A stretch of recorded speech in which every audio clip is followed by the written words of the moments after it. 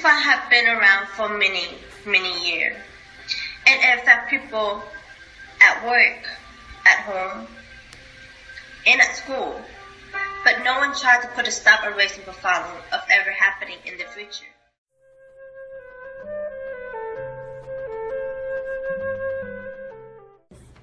Racial profiling to me is using race to make assumptions about someone or develop stereotypes.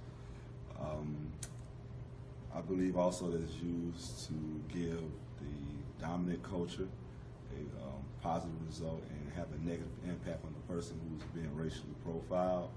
And so with that being said, I think that it's something that's usually used against black and brown people or any minority in America to have a negative impact. What do I believe racial profiling is? I believe racial profiling is when a governmental agency, such as a law enforcement agency or any other type of government entity, specifically targets a specific group of people, whether it's based on race, ethnicity, or any other identifying features or characteristics. That's what I believe racial profiling is. The targeted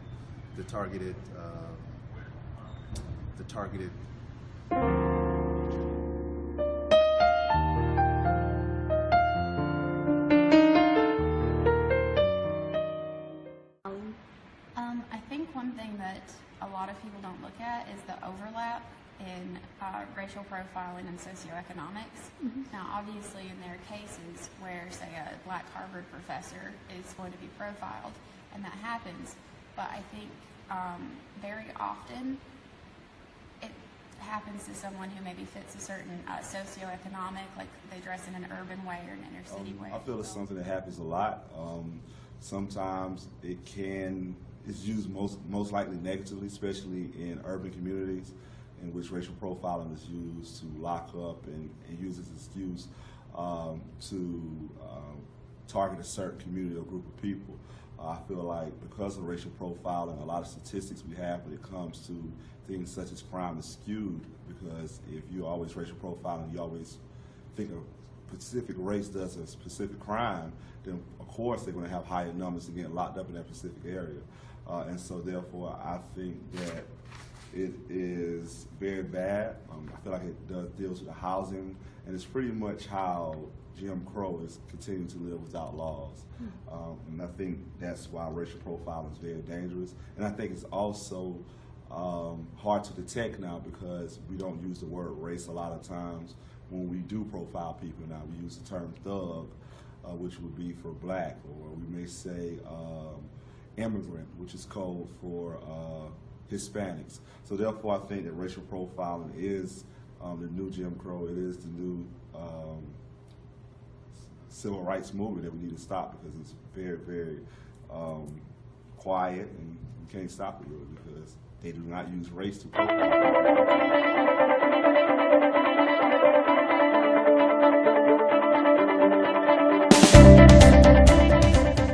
I think first, before the government is people, popular sovereignty. So I think as people, the first thing we need to do is make sure that we get rid of dog whistle politics and stop this idea that if I don't use the word race, that race is not a factor into the policies being made and the way the government interact with people. I think once we do that, we can move much, much farther. Well, I think each governmental agency needs to ensure that it's people that they are responsible for supervising, and those people that are responsible for interacting with our community. I think the supervisor and I think their supervisors as well as their management level needs to ensure that their people are well trained in how to deal with all aspects of every group, every citizen. When it comes to searching minority motorists after a traffic stop, the black consists of 9.5%, the Hispanic 8.8%, while the whites is only 3.6%. When it comes to searching, when racial profiling is used, it is possible for a criminal who does not fit the profile go unnoticed, and an innocent person who does are accused.